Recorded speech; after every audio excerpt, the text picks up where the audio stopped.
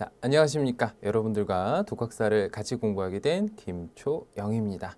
자, 저번 시간에 여러분들과 함께 오리엔테이션 시간을 가졌죠. 그래서 여러분들과 함께 어떻게 하면 독학사 공부를 조금 더 효율적으로 할 수 있는지 얘기를 나눴습니다. 자, 그래서 그 방법들을 다시 한 번 더 여러분들이 직접 머릿속에 떠올리시면서 저와 오늘 본격적으로 첫 번째 강의를 시작하도록 하겠습니다. 자, 1절 국어에 대한 이해 파트를 오늘 여러분들과 공부를 하게 될 겁니다. 자, 이 부분은 오리엔테이션 시간에도 말씀드렸지만 유달리 문법이 많이 있는 부분입니다. 그래서 이 부분은 여러분들과 두 부분으로 나눠서 여러분들과 공부를 해보게 될 겁니다. 자, 그래서 오늘은 첫 번째 시간이다 라고 생각을 하시면 될 것 같습니다. 자, 국어에 대한 이해, 제목처럼 말 그대로 이 부분에서는 국어에 대한 전반적인 특징들, 그 다음에 기능들을 살펴본다 라고 생각하시면 됩니다. 자, 언어로서의 국어. 자, 1번 언어에 대한 이해입니다. 자, 언어는 사람과 동물을 구별하는 척도이고 인간만이 지닌 고차원적인 의사전달 수단이다 라고 되어 있습니다. 자, 사람과 동물을 구별하는 척도가 됩니다. 당연한 얘기죠. 자, 동물들이 언어를 쓴다라고 할 수는 없습니다. 물론 그들만의 언어는 분명히 존재하겠지만 인간이 쓰는 언어와는 확연히 다른 언어입니다. 그래서 언어는 사람과 동물을 구별하는 척도이면서 오로지 인간만이 지닌 고차원적인 의사전달 수단이다라고 기억하셔야 됩니다. 자, 두 번째, 언어에 대한 기술은 실용적인 목적을 염두에 두지 않는다라고 되어 있습니다. 언어를 돈을 위한 상업적인 목적으로 연구해서 그것으로서 어떤 이득을 보는 행위는 이루어지지 않죠. 이루어져서도 안 됩니다. 자, 그래서 실용적인 목적을 염두에 두지 않는다. 자, 세 번째, 언어에 대한 이해는 심리학 등의 다른 분야와도 연관이 있다. 자, 이것도 어떻게 보면 너무나 지극히 당연한 얘기가 되겠죠. 자, 왜 저 사람은 저런 말을 하지? 저 사람은 왜 똑같은 말이지만 저렇게 표현했을까?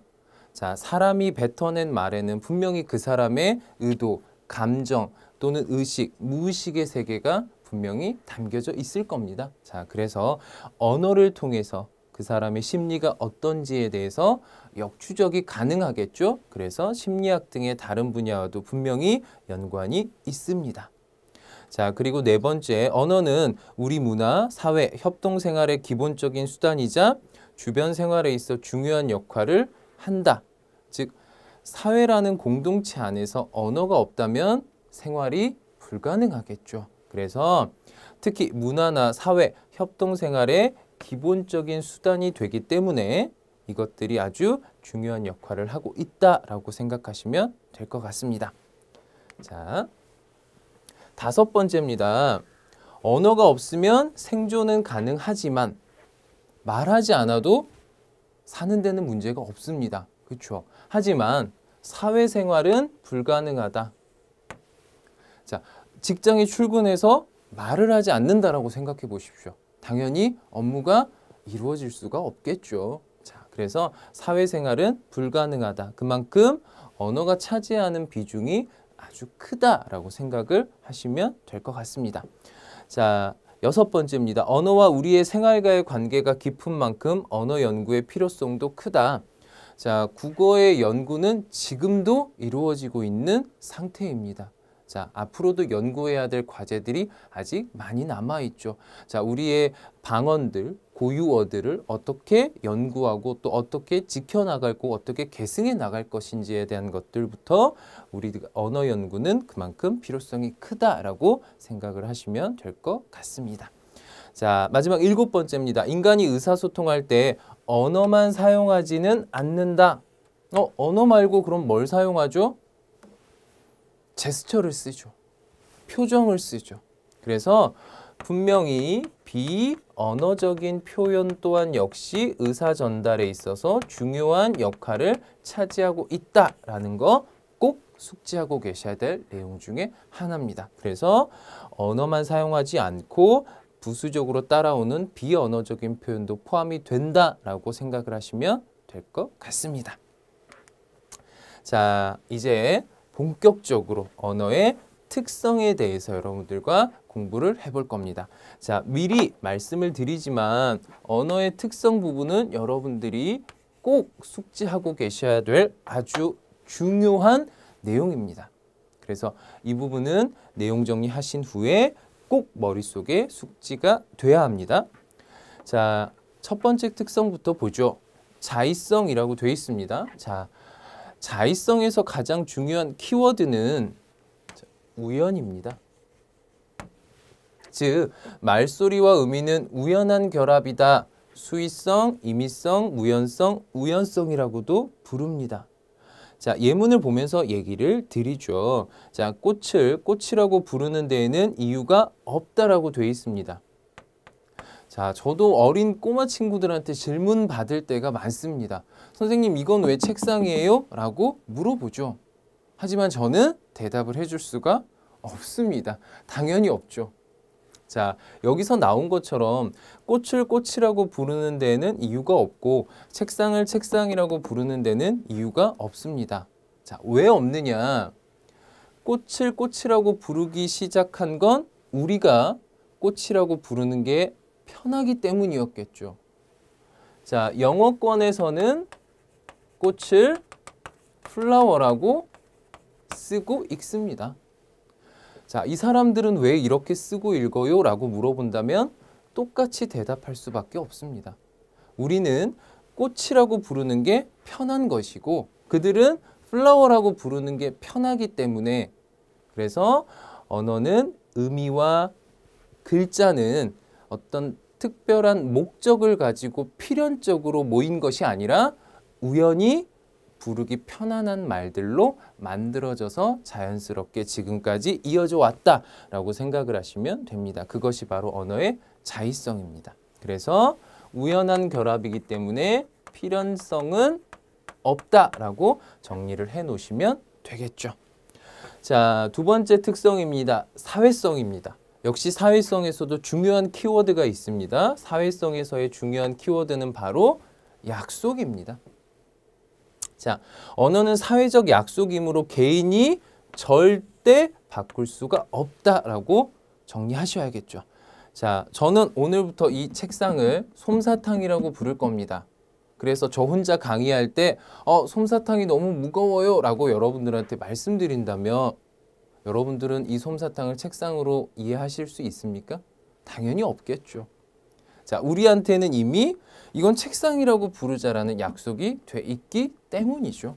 그래서 절대 사회성은 한 개인이 자신의 목적을 위해서 절대로 언어를 바꿀 수 없다라는 것. 그래서 불역성이다라고 얘기를 하는 겁니다. 자, 예문을 하나 더 보죠. 교재에 나와 있는 예문인데 출생 지역이나 국가에 따라서 쓰는 말이 다르다. 자, 우리나라에서는 당연히 우리말을 씁니다. 영어권에서는 영어를 씁니다. 자, 그래서 각 출생 지역과 국가에 따라서 쓰는 말이 다르다는 건 그들끼리 이미 약속을 해서 우리는 이런 말들을 쓰자라고 만들어 놓았기 때문에 우리가 가서 함부로 바꿀 수 없는 거죠. 그들이 와서 우리말을 또한 함부로 바꿀 수 없는 거죠. 자, 그래서 언어의 사회성이다. 자, 세 번째 역사성입니다. 자, 언어는 시대의 흐름에 따라 변한다. 이것이 키워드가 되겠죠. 자, 그래서 역사성은 가역성이라고 부릅니다. 변한다. 즉, 역사성은 지금도 실행되고 있는 특성 중에 하나가 되겠죠. 자, 우리가 타임머신을 타고 조선시대로 넘어간다고 가정했을 때 조선시대에는 과연 햄버거라는 말이 있었을까 생각해 본다면 당연히 없었겠죠. 왜 없었을까요? 당연히 햄버거라는 대상 자체가 없었기 때문에 붙여서 이름을 부르게 되는 명칭도 없었겠죠. 자, 하지만 시간이 지나서 지금이 되니까 사람들은 햄버거라는 말을 너무 쉽게 씁니다. 햄버거라는 대상이 들어왔고 이름도 들어왔고. 자, 그래서 언어의 역사성은 시대의 흐름에 따라서 언어가 새롭게 생기고 소멸하고 의미가 변하는 또는 형태가 변하는 모습을 가졌을 때 역사성이다라고 얘기를 합니다. 자, 예문을 보죠. 중세의 사성. 자, 중세는 중세 국어가 쓰이던 세종대왕이 살던 시대 때를 이야기합니다. 자, 사성, 성조, 높낮이들. 자, 중세 시대는 지금과 다르게 특이한 점이 하나 있었죠. 자, 글자의 왼쪽에 점을 안 찍기도 하고, 점을 한 개만 찍기도 하고, 점을 두 개를 찍기도 했습니다. 자, 이게 의미하는 바는 바로 말의 높낮이입니다. 하지만 지금 현대국어에서는 액센트, 높낮이를 주는 표현은 없죠. 자, 하지만 그 당시에는 있었다라는 거. 그리고 시간이 지나서 현대국어에서는 장단, 소리의 길이만 표시하는 것으로 남아있다라고 보시면 됩니다. 자, 그래서 언어가 이렇게 시간의 흐름에 따라 달라졌구나. 아, 그래서 역사성이구나. 또 지문이라는 말은 지금은 천이라는 말로 대신 쓰고 있죠. 또 미리네라는 말은 은하수라는 말로 지금은 대신하고 있습니다. 자, 이렇게 시간이 지나서 시대가 변하고 역사가 달라짐으로 인해서 쓰이는 말들이 바뀌는 것 또한 역시 역사성이다라고 얘기를 합니다. 자, 그리고 네 번째 분절성입니다. 분절성은 불연속성 키워드를 두면 되겠죠. 자, 쉽게 말하면 끊어서 표현한다 라고 정리를 하시면 될 것 같습니다. 끊어서 표현한다라는 건 무슨 말일까? 자, 비가 온 뒤에 해가 비치면 무지개가 뜨죠. 자, 저희는 무지개를 보면서 어떻게 얘기합니까? 빨주노초 파남보라고 색깔을 뚝뚝뚝 끊어버리죠. 하지만 실제 무지개의 색깔은 빨주노초 파남보의 경계가 명확하게 나눠져 있는 7가지의 색깔이 사실은 아니죠. 번지면서 색깔이 나눠져 있을 뿐 사실은 한 덩이인 거죠. 하지만 저희는 편의상 색깔을 7개로 나눠서 표현하고 있다. 또한 사람의 신체 부위도 마찬가지죠. 사실은 다 연결되어 있지만 팔, 머리, 다리 나눠서 부르고 있죠. 자, 이런 것들이 언어의 분절성이다라고 생각하시면 됩니다. 자, 5번째입니다. 자, 언어는 무수히 많은 말들을 만들어낼 수 있습니다. 자, 그리고 심지어 상상의 산물도 만들어냅니다. 무언가를 만들어내기 때문에 창조성에 해당합니다. 그래서 창조성에서 키워드는 만들다가 해당되겠죠. 자, 무수히 많이 만들어낸다라는 건 여러 가지 표현들을 생각하시면 됩니다. 배가 고플 때 배고파, 나 밥이 먹고 싶어, 속이 허전해, 출출해. 너무나 많은 표현들이 있죠. 무수히 많은 문장들을 만들어낼 수 있습니다. 또한 현실에 존재하지 않는 상상의 산물들도 만들어냅니다.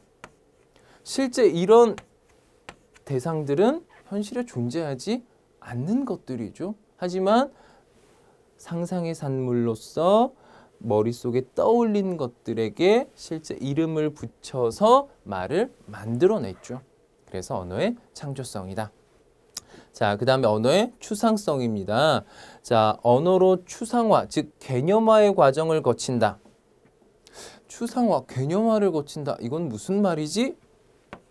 간단히 정리하면 공통점을 찾아낸다라고 생각을 하시면 됩니다. 자, 코스모스, 백합, 장미, 국화까지는 전부 다 꽃이구나 라고 알 수 있는 부분이죠. 그래서 이런 개별적인 것들을 꽃이다라는 하나의 공통점으로 묶어준 거죠. 그래서 이렇게 만들어 놓은 것을 추상성이다라고 합니다. 자, 그래서 언어의 6가지 특성들 여러분들이 꼭 내용 정리하시고 예문 훑어보시고 문제풀이 통해서 꼭 숙지하셔야 됩니다. 자, 이제 세 번째 언어의 기능입니다. 자, 언어의 기능은 일단 소통과 전달을 통해 기억력을 향상시킨다. 그리고 추상화를 통해 사고 능력을 발달시킨다. 라고 정리가 2가지 돼야 될 것 같습니다. 자, 기억력을 향상시킨다는 건 소통과 전달, 내가 하고 싶은 말을 상대방에게 전달하고 또 상대방과 대화를 나누고 아, 그 친구에게 이런 일이 있었지. 아, 저번에 이런 얘기를 들었지. 기억력을 향상시키게 되는 겁니다. 그리고 추상화를 통해서 사고 능력. 앞에서 추상화는 공통적인 개념을 뽑아낸다고 말씀드렸죠. 자, 여기서의 추상화 과정을 만든다라는 건 구체적인 걸 구체적이지 않은 걸로 바꾼다라고 생각하시면 됩니다. 그래서 세상에 존재하지 않는 것들, 또 눈으로 볼 수 없는 것들, 만질 수 없는 구체적이지 않은 대상들을 끊임없이 생각해낼 수 있게 된다라는 게 바로 언어의 기능입니다. 자, 기능에는 일단 표현적 기능과 감화적 기능이 있습니다. 뒤에 다른 기능들이 더 있습니다. 자, 표현적 기능은 화자의 감정, 심리, 태도 등을 표현한다라고 생각하시면 됩니다. 자, 여기서 중요한 점은 이 부분이 되겠죠. 자, 전달 의도가 있고 청자가 중시된다라는 겁니다. 즉, 내 의도를 꼭 상대방에게 전달해야겠다라는 의도를 가지고 있다라고 보시면 되겠죠. 자, 그래서 감정과 심리와 태도 등을 표현한다라고 생각을 하시면 됩니다. 나 지금 화났어. 나 배고파. 자, 이런 의도를 상대방에게 말한다는 거, 나의 지금 현 상태를 해결해 줘라는 내 의도가 분명히 담겨져 있는 거죠. 자, 그래서 예를 들면 이 금은 무게가 5g이다. 사실적 판단을 내렸죠. 사실적인 정보 제공을 해준 거죠. 자, 어서 출발하시죠. 높였습니다. 상대방이 누구냐에 따라서. 자, 영우는 공부하지 않는 것 같다라는 건 판단에 대한 확신성 여부를 보여주는 겁니다.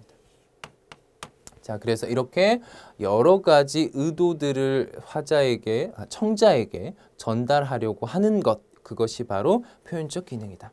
자, 감화적 기능은 여러분들이 암기하거나 머릿속에 숙지하실 때 한 단어를 떠올리시면 됩니다. 바로 명령입니다. 자, 명령인데 하지 못하게 하는 명령입니다. 그래서 예문을 보시면 여기는 금연 장소입니다. 알려주는 게 아니죠. 실제로 담배 피지 마세요 라는 명령의 기능을 가지고 있죠. 그리고 어서 학교에 가거라, 학교에 가라라는 실질적인 명령의 의미를 가지고 있습니다. 그래서 표어나 광고문, 법률용어, 도로 표지판 등에 많이 쓰입니다. 자, 세 번째입니다. 세 번째는 언어의 친교적 기능입니다.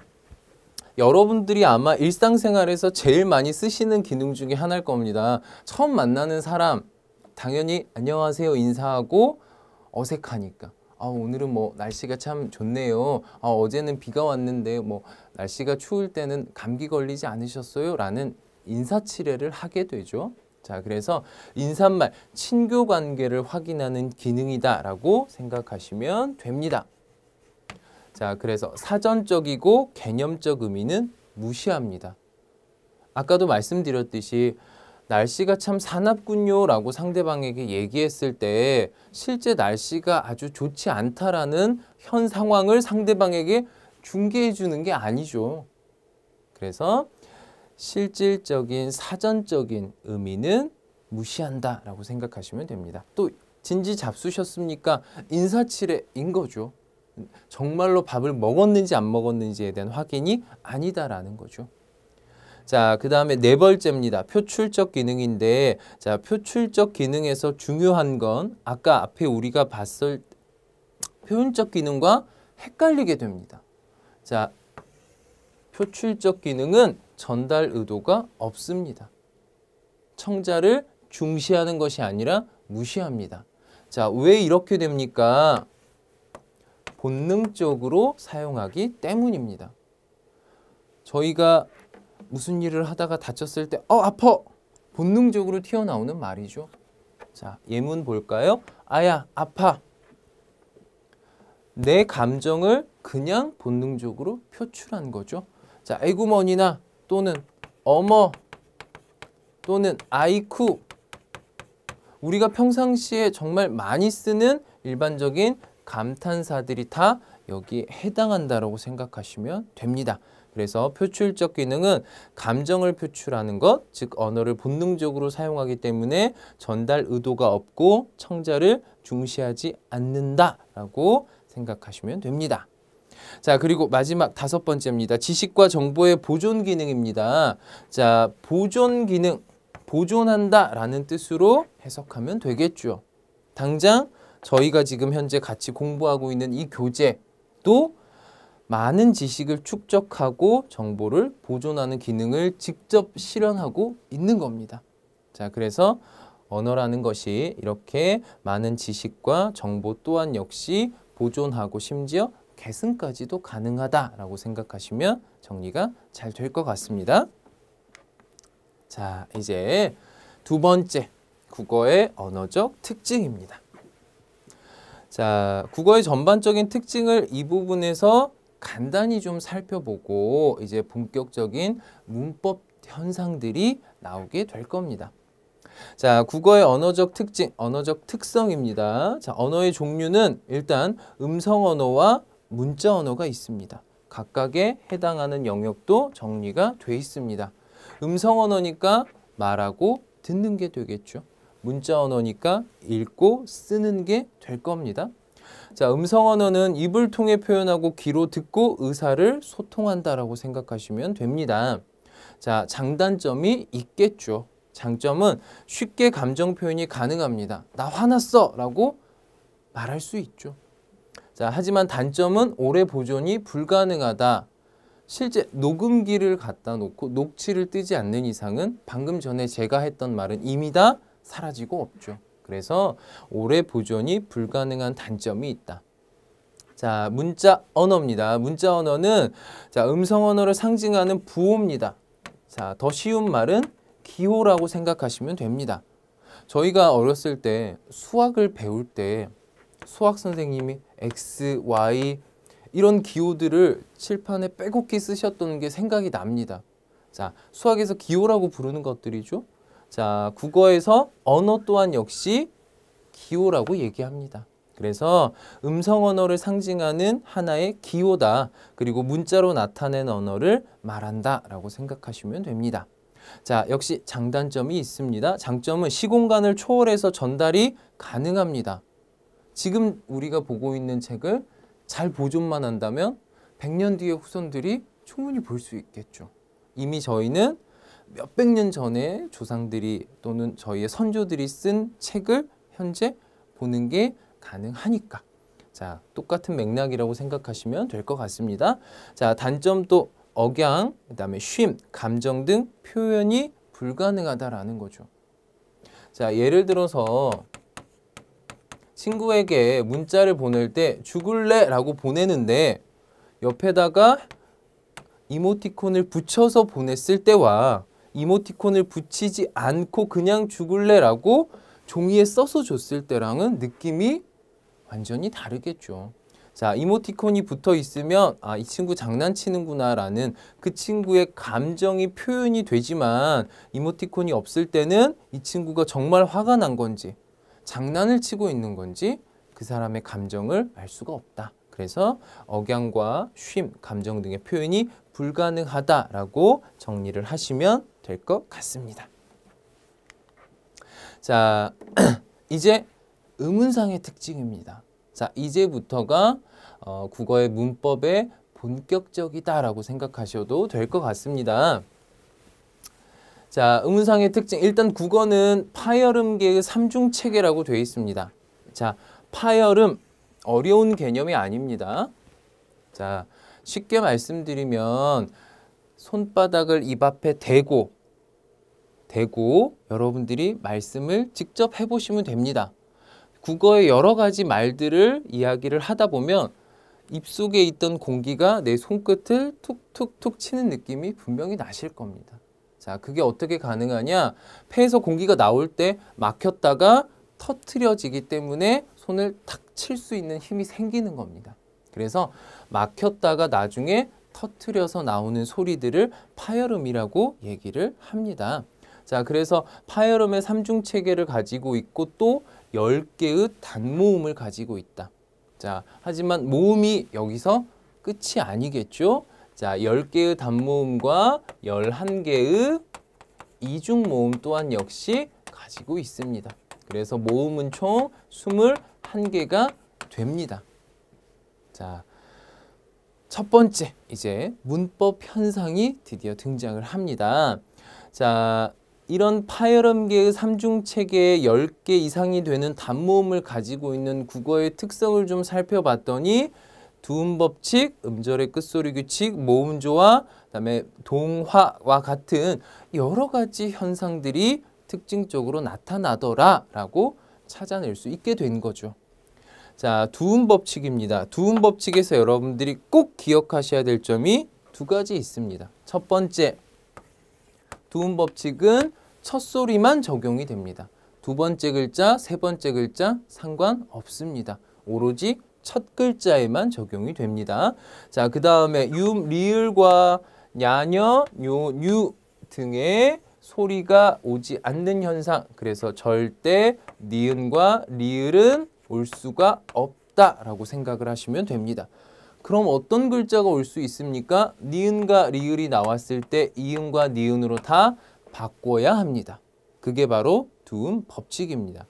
두음 법칙을 여러분들이 쉽게 공부할 수 있는 게 바로 북한의 언어와 바로 비교해 보면 정리가 빨라집니다. 자, 북한에서는 여자라고 부르죠. 우리 한국에서는, 남한에서는 여자라고 부릅니다. 자, 북한에서는 로인이라고 부르죠. 자, 우리 남한에서는 노인이라고 부릅니다. 자, 하지만 북한이 원래는 맞게 쓰고 있는 겁니다. 자, 원래는 계집 여자이고 원래는 늙을 로자인 거죠. 그래서 여자와 로인으로 쓰는 게 맞습니다. 하지만 우리 국어에서는 굳이 니은을 이응으로, 리을을 니은으로 바꿔서 씁니다. 그 이유는 국어에서 이런 여러 가지 문법 현상이 생겨나는 가장 첫 번째 이유는 당연히 발음의 편의성입니다. 발음이 편리하지 않다면 굳이 그 문법을 지킬 필요가 없다라는 거죠. 그래서 발음이 힘들면 굳이 이렇게 발음하지 말고 바꿔서 편하게 발음해라 라고 해서 두음 법칙을 우리 남한에서는 인정을 해서 쓰고 있는 겁니다. 그래서 다시 정리하면 첫 소리에 니은과 리을이 오지 못하는 것이다 라고 생각하시면 됩니다. 자, 그러면 두 번째 갔을 땐 상관없습니까? 상관없습니다. 자, 여러 어르신들이 계시는 곳을 저희가 뭐라고 부릅니까? 그렇죠. 경로당이라고 부르죠. 두 번째 글자에 가 있습니다. 로라고 써도 아무 상관없습니다. 그렇죠? 그래서 절대 두음 법칙은 두 번째, 세 번째 글자는 영향받지 않는다는 거 꼭 기억하셔야 됩니다. 자, 그 다음에 음절의 끝소리 규칙입니다. 자, 음절의 끝소리 규칙은 자음이 음절 끝에 닫힌 상태로 발음되는 현상인데 꼭 기억하셔야 될 중요한 포인트가 지금 사실 빠져 있습니다. 자, 그것이 뭐냐? 대표음 7개를 기억하셔야 됩니다. 자, 저를 직접 따라 하셔야 됩니다. 지금부터 소리를 내서 따라 하셔야 됩니다. 가, 느, 다, 란, 물, 방, 울 이라고 암기하시면 됩니다. 자, 유치하지만 이렇게 말 만들어서 외우는 게 훨씬 더 오래 기억이 남죠. 자, 가, 느, 다, 란, 물, 방, 울입니다. 자, 이건 대표음입니다. 즉, 이 말 외에는 절대 우리나라에서는 다른 말들이 받침에 쓰일 수가 없습니다. 자, 오로지 이 대표음 7개로만 받침의 소리가 나게 되는 겁니다. 자, 예를 들어보죠. 박, 부엌입니다. 자, 받침이 다 다르죠. 하지만 얘네들을 발음했을 때 공통적으로 바뀌게 되는 대표음은 기역입니다. 그렇죠. 대표음 기역으로 바뀌었습니다. 자, 우리나라엔 또 무수히 많은 낫들이 존재를 합니다. 그렇죠. 낫, 여러 가지들이 있습니다. 자, 이 낫들을 전부 다 발음하면 받침이 역시나 대표음 디귿으로 변하게 됩니다. 그래서 대표음이 7가지로 받침이 발음했을 때 변하는 현상을 음절의 끝소리 규칙이라고 한다. 정리가 돼야 되겠죠. 자, 세 번째, 모음조화입니다. 자, 말 그대로 모음조화는 모음이 조화를 이루는 현상이다라고 생각하시면 됩니다. 자, 근데 설명을 봤더니 양성은 양성 모음끼리, 음성은 음성 모음끼리 어울리는 현상이라고 돼 있습니다. 자, 그러면 우리가 알아야 될 것은 양성 모음은 무엇이고 음성 모음은 뭐지? 라는 것을 알아야겠죠. 쉽게 생각하시면 됩니다. 자, 한일전 축구가 열리고 있는데 우리나라가 먼저 선제골을 넣습니다. 어떻게 하실 겁니까? 집에서 응원할 때. 와! 라고 소리를 당연히 지르겠죠. 그래서 양성 모음은 오, 아가 해당이 됩니다. 밝고 맑고 명랑하고 가벼운 느낌의 말들을 양성 모음이라고 합니다. 자, 그러면 음성 모음은 일본이 역전골을 넣습니다. 그럴 때 저희가 어떻게 합니까? 물론 매너는 아니지만 우하고 야유하겠죠. 그래서 음성 모음은 우, 무겁고 어두운 느낌을 주는 말들을 말합니다. 자, 그래서 이것들은 이것들끼리만 어울리려고 하는 현상을 모음조화다라고 얘기를 합니다. 자, 예를 들면 먹다와 막다라는 말이 있다고 가정했을 때 이 두 말을 활용시킨다라고 가정했을 때 자, 다를 지워보겠습니다. 그렇다면 당연히 밥을 그렇죠. 어가 되죠. 왜 내 앞을 아가 되겠죠. 자, 앞에 어가 있습니다. 그랬더니 뒤에 똑같이 어가 따라와서 모음조화를 이뤘죠. 또 아가 있는데 뒤에 똑같이 아가 따라와서 역시나 모음조화를 이뤘죠. 자, 이런 것들을 이런 양성과 음성이 서로 같은 것들끼리 어울리려고 하는 현상을 모음조화다라고 생각하시면 정리가 될 것 같습니다. 자, 네 번째 이제 동화작용에 대해서 살펴볼 겁니다. 자, 동화작용은 말 그대로 같을 동에 될 화자입니다. 같거나 비슷해진다라고 생각하시면 되겠죠. 자, 그래서 한쪽 음운이 다른 쪽 음운을 닮아가는 현상 또는 똑같아지는 현상이다라고 생각하시면 됩니다. 자, 모음동화와 자음동화가 있습니다. 자, 전설모음화, 모음조화가 있습니다. 모음조화는 앞에서 언급드렸으니까 전설모음화만 간략하게 설명드리면 될 것 같습니다. 자, 우리나라 모음에 종류가 있습니다. 아까 단모음이 몇 개라고 했죠? 그렇죠. 10개라고 했죠. 자, 그 10개를 분석을 했더니 전설과 후설로 나뉩니다. 자, 여기서의 설은 혀가 되겠죠. 자, 이쪽 친구들을 발음했던 혀가 앞으로 빠진다. 이쪽 친구들을 발음하면 혀가 뒤로 빠진다라고 생각하면 됩니다. 그래서 전설모음, 후설모음입니다.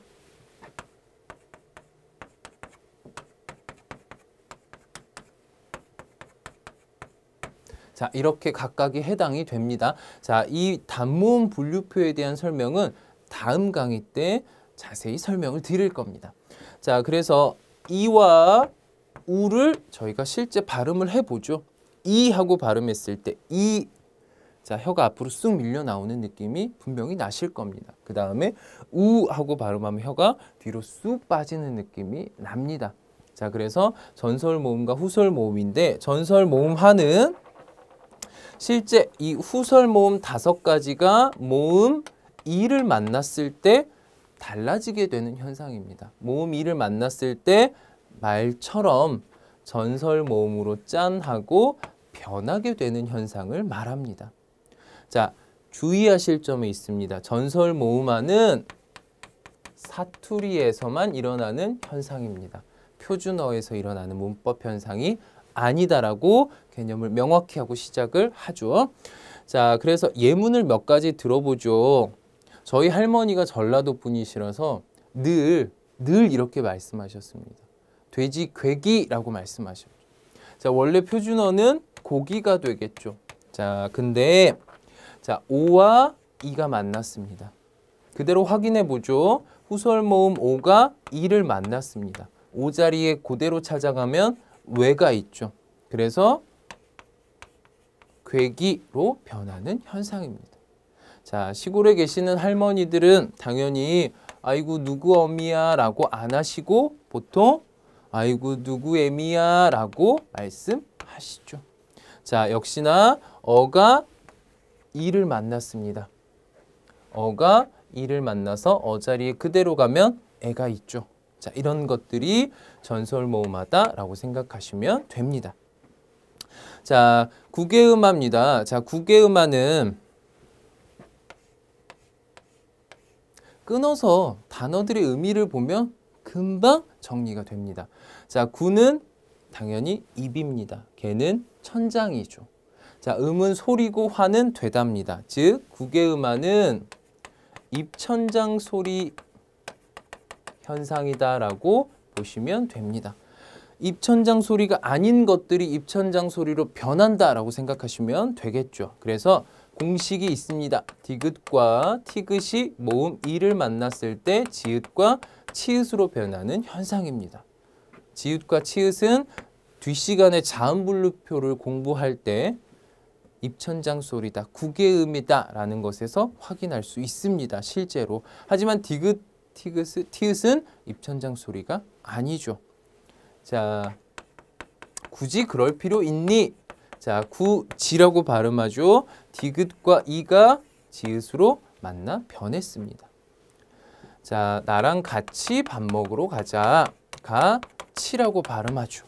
자, 티귿이 이를 만나 치읒으로 변했습니다. 이런 현상들을 우리가 구개음하다라고 얘기를 합니다. 자, 그리고 비음화와 유음화가 나와 있습니다. 비음화와 유음화는 자음동화라는 큰 카테고리에 같이 묶어서 공부를 하시면 도움이 될 겁니다. 자, 두 가지의 공통된 특성이 있습니다. 바로 우리 국어에서 울림소리를 담당하고 있다고 생각하시면 됩니다. 자, 그래서 비음화. 자, 비음화는 겨울에 감기 심하게 걸리면 콧물이 많이 나죠. 그럴 때 병원 어디 갑니까? 이 비인후과를 가죠. 그래서 비음화는 콧소리로 변하는 현상이다라고 생각하시면 됩니다. 역시 공식이 있습니다. 저를 또 따라 하셔야 됩니다. 유치하지만 따라 하시면 머리에 훨씬 더 오래 남습니다. 바, 바까, 넘어, 어머니라고 정리를 하시면 됩니다. 바닷가, 넘어, 어머니. 자, 그래서 예를 들면서 얘기를 나눠보죠. 자, 발음하면 궁물이 되죠. 그렇죠. 궁물이 됩니다. 자, 공식 그대로 저희가 확인을 해보죠. 자, 기억이 뒤에 미음을 만났습니다. 기억이 미음을 만났습니다. 비음, 셋 중에 하나로 변하겠죠. 자, 역시 이응으로 변했습니다. 비음이 아니었던 기억이 비음으로 변했죠. 그래서 비음하다 정리하시면 되겠죠. 자, 유음화입니다. 유음화는 상대적으로 정리가 훨씬 더 간편해집니다. 유음은 우리 국어에 리을 하나밖에 없습니다. 그래서 니은이 리을을 만나거나 또는 자, 니은이 리을 뒤에 나타나서 만나거나 앞에 있거나 뒤에 있거나 다 상관없이 니은은 리을로 변하게 될 겁니다. 자, 이게 바로 유음하다라고 보시면 됩니다. 자, 예문 보고 정리하죠. 자, 칼날이란 말 발음했을 때 여기 니은이 칼, 그렇죠. 랄이 됩니다. 변했습니다. 자, 신라지만 발음을 하면 실라가 됩니다. 니은이 역시 리을로 변했습니다. 니은이 리을로 변했습니다. 자, 이런 것들이 다 유음하다 합쳐서 동화의 현상이다 라고 정리를 하시면 될 것 같습니다. 자, 5번째입니다. 이 밖에 음상의 차이로 표현 의미가 달라지는 특질도 있다라고 되어 있죠. 자, 음상이라는 것은 소리의 상, 형태다라고 보시면 됩니다. 즉, 모양으로 인해서 의미가 달라진다라고 보면 되겠죠. 예를 들면 물과 불이 있습니다. 자, 어떤 한 글자 때문에 둘은 의미가 달라지게 됩니다. 어떤 글자 때문입니까? 당연히 미음과 비읍 때문이겠죠. 모양이 다름으로 인해서 의미도 달라지게 된다라는 거. 자, 음상의 차이로 의미가 달라진다라고 정리를 하시면 될 것 같습니다. 자, 이렇게 해서 오늘 저희가 국어의 전반적인 특징 첫 번째 시간을 일단 가졌습니다. 자, 국어에 대한 이해 시간이었는데 문법적인 요소가 뒷부분에 좀 몰려 있어서 상대적으로 힘들었을 거다라고 생각을 합니다. 자, 그래서 아까 제가 늘 강조드렸던 것처럼 항상 복습은 미루지 말고 꼭 하셔야 됩니다. 그래서 오늘 배웠던 중요한 개념들 다시 꼭 정리하시고 예문들 꼼꼼히 살펴보시는 시간을 가져야 될 거라고 봅니다. 자, 다음 시간에는 자, 의문의 특성들을 조금 더 살펴보게 될 겁니다. 그리고 의문의 체계를 표로 정리를 해서 자음과 모음의 특성들도 더불어 같이 살펴보게 될 겁니다. 자, 다음 시간까지 복습 열심히 하시고 예습도 미리 하시고 저와 다음번 강의 때 즐거운 얼굴로 만나 뵙도록 하겠습니다. 감사합니다.